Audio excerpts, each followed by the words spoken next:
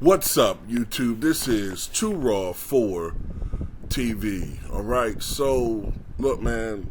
Yesterday there were a lot of games that came on, and one of the most important games was the Celtics versus Bucks game. All right, because the Bucks have been great this year, but one of the criticisms was that many of those earlier victories that they got were against mediocre competition. And while the Bucks have gotten some important victories this year, I've noticed that they've been losing to some of the upper echelon teams this year. And they've been losing to some of the teams that they've been dominating the last couple of years. The Bucks lost to the Lakers, a team that they have been dominating as of late. And look, the Boston Celtics blew them out. I mean, it was somewhat close earlier, but for the most part, the Celtics controlled that game. They won 139-118, and the Bucks fall to 22-11. The Celtics go up to 24-10. And these two teams have been battling each other for the most part for the best record in the Eastern Conference.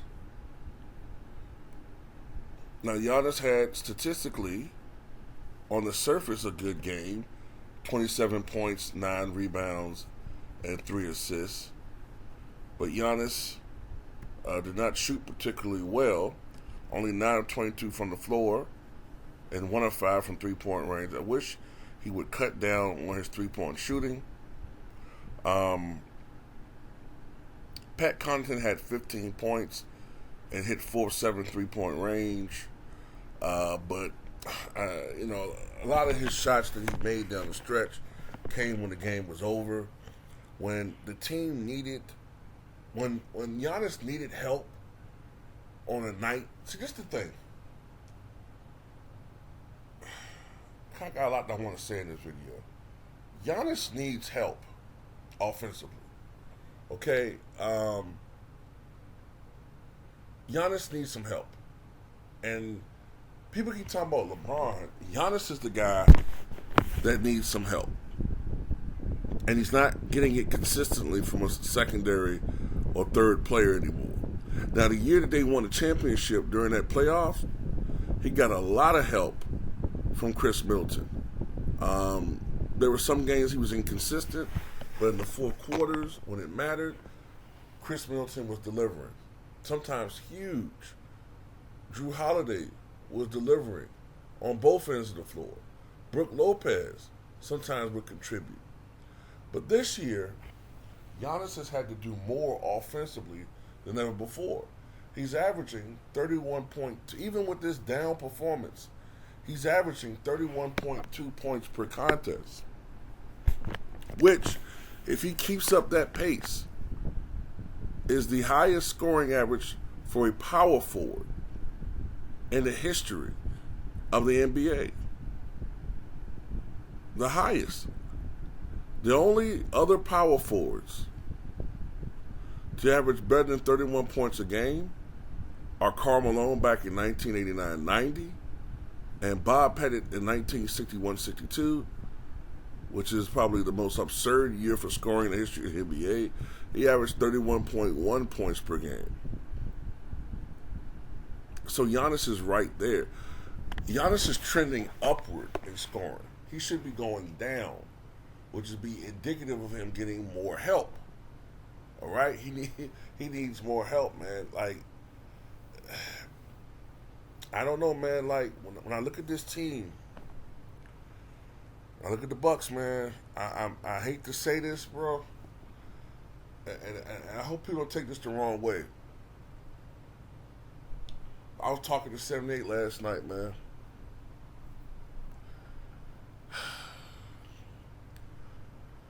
This team needs more. First of all, they need another dominant player. They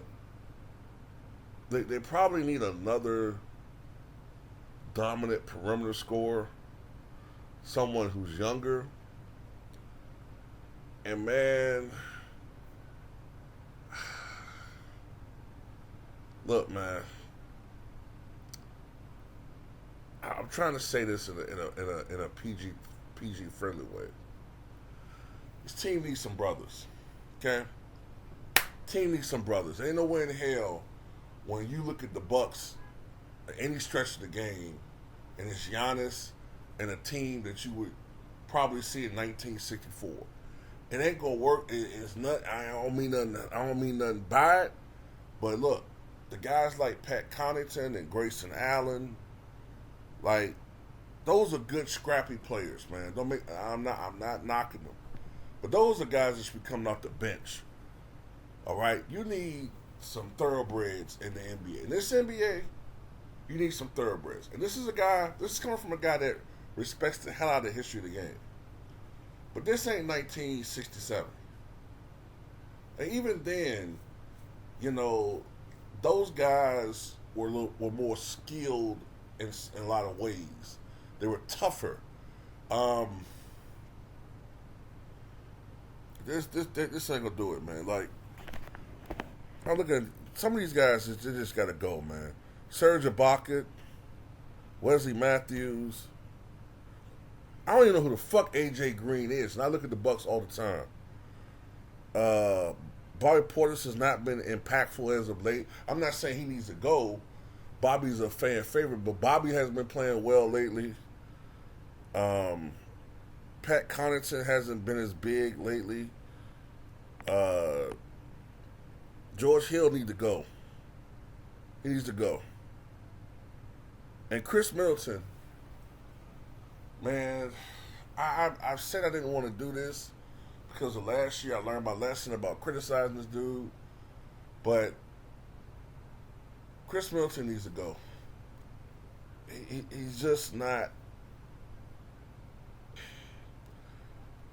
He's not a reliable guy, man. Like, if he gonna turn to one of these guys that plays 50 games out of the year, and of the 50 games he plays, only 25 of them are solid outings, man, get the fuck out of here, bro. You know, anybody got time for that shit, man. I'm sorry.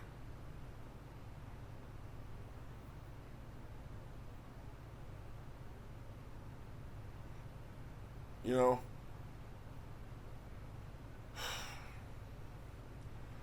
my problem with Giannis is this. Hell of a player. Probably the MVP of the league. Him and Jokic. But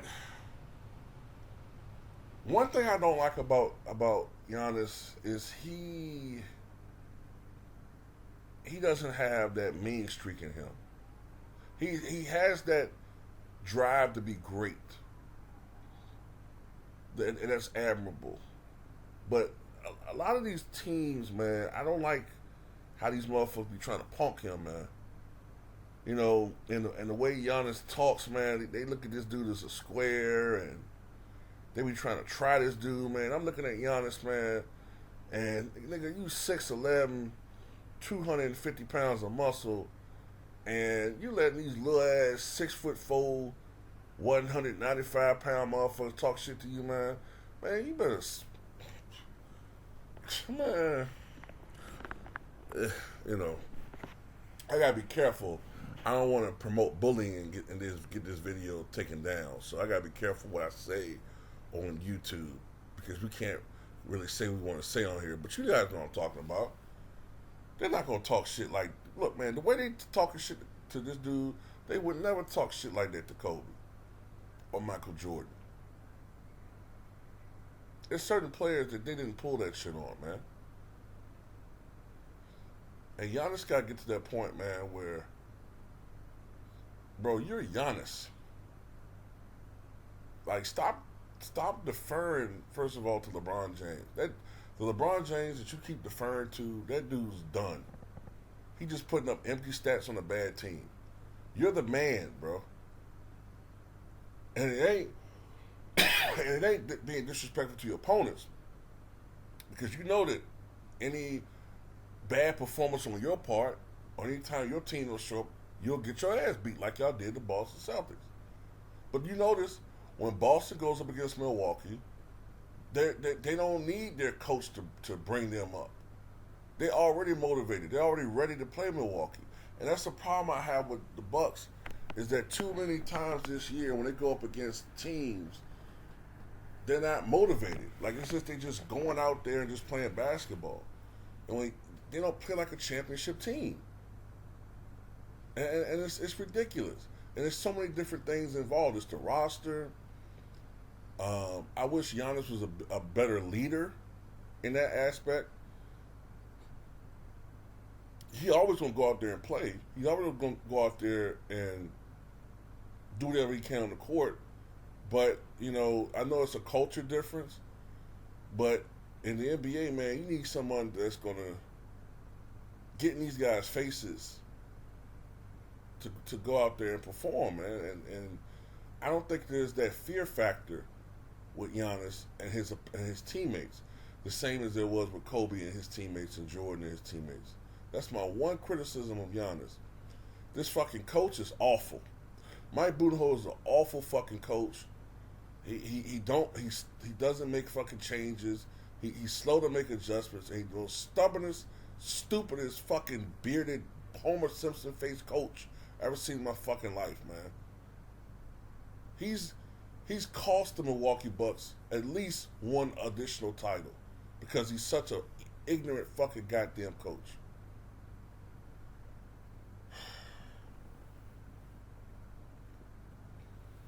If you look at Boston, the last few games, right? The last 5 or 6 games before Robert Williams came back, they weren't looking the same, right? And, for them to win, they had to have great performances from Jaylen Brown and Jason Tatum, who had 41, by the way. Robert Williams came back, and, they lacked off defensively still for a couple of games. But notice, when they played Milwaukee, they looked almost just like how they did last year. Like I said, the motivation was there.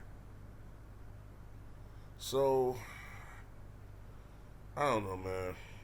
And I hate to see the way these motherfuckers talking shit to the Bucks, man. All this front running and shit, man. But, hey, if the Bucks allow it, it is what it is. Shout out Jason Tatum, 41 points, 14 of 22 shooting, 3 of 7 from three-point range, 7 rebounds, 5 assists. Malcolm Brogdon had 9 points, 2 rebounds, and 17 minutes of play. And Jaylen Brown, who at first was having a quiet night, and then when fucking Tatum went to the bench, then all of a sudden Jaylen Brown said, "Hey, it's my turn to take over because these motherfuckers can't stop us." Then he dropped 29. 11 of 19 shooting, 5 of 9 from three-point range, 5 rebounds, 4 assists. Al Horford, the fucking Buck killer, hit 3 of 6 from three-point range. Grant Williams hit 3 of 5 from three-point range. Sam Hauser hit 2 of 4. Derek White hit 2 of 3 from three-point range. So, anyway, that's all I got to say about it, man. The way this Bucks team is constructed right now, they're not going to win a championship. They're not going to win a championship. I think they need to make some trades. They need to make a major trade because this team just cannot compete with, in my opinion at least, they can't compete with the better teams in the NBA for a title. They're not going to, to me, at best, and they'll have to be lucky. They might can get to the conference finals, but they're not going to get past the Celtics. And to me, they're looking like a second-round exit team. And then if that happens, you're going to have a lot more Giannis haters out there saying, "See, we told you he was a fluke. He was a fluke." Which isn't true, but it is what it is. Tell me what you guys think.